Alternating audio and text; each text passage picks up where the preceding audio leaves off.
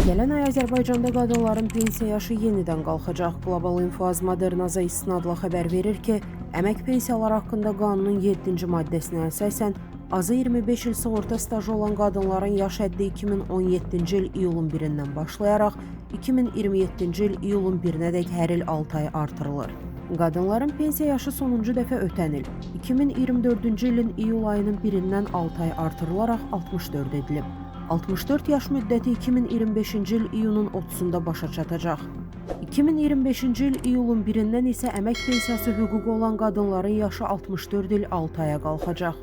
Nəhayət, gələn il 1 iyul 2026-cı il tarixindən Azərbaycanda kişilərlə qadınların pensiya yaşı bərabərləşəcək, yəni 65 olacaq.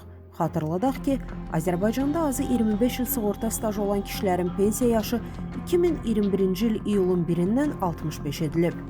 Əmək pensiyaları haqqında qanunun 7-ci maddəsinə əsasən, pensiya yaşına çatmış şəxsin fərdi hesabın sığorta hissəsində qeydə alınmış pensiya kapitalı əmək pensiyasının minimum məbləğindən az olmayan pensiya təminatına imkan verdikdə, sığorta stajından asılı olmayaraq bu pensiya təminatına imkan vermədikdə isə azı 25 il sığorta stajı olduqda yaşa görə əmək pensiyası hüququ vardır.